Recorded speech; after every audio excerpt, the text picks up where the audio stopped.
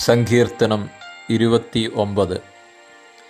ദാവീദിൻ്റെ ഒരു സങ്കീർത്തനം. ദൈവപുത്രന്മാരെ, യഹോവയ്ക്ക് കൊടുപ്പിൻ, യഹോവയ്ക്കു മഹത്വവും ശക്തിയും കൊടുപ്പിൻ. യഹോവയ്ക്ക് അവൻ്റെ നാമത്തിൻ്റെ മഹത്വം കൊടുപ്പിൻ.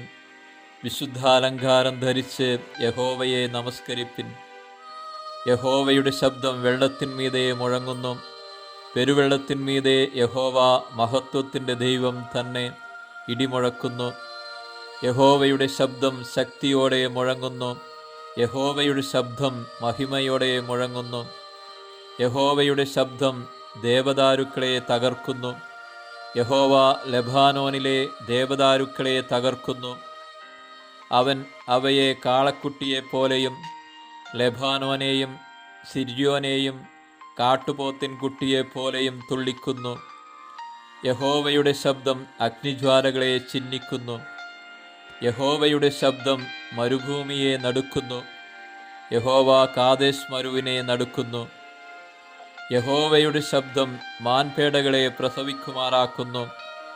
അത് വനങ്ങളെ തോലുരിക്കുന്നു. അവൻ്റെ മന്ദിരത്തിൽ സകലവും മഹത്വം എന്ന് ചൊല്ലുന്നു. യഹോവ ജലപ്രളയത്തിന്മീതെ ഇരുന്നു. യഹോവ എന്നേക്കും രാജാവായിരിക്കുന്നു. യഹോവ തൻ്റെ ജനത്തിനു ശക്തി നൽകും. യഹോവ തൻ്റെ ജനത്തെ സമാധാനം നൽകി അനുഗ്രഹിക്കും.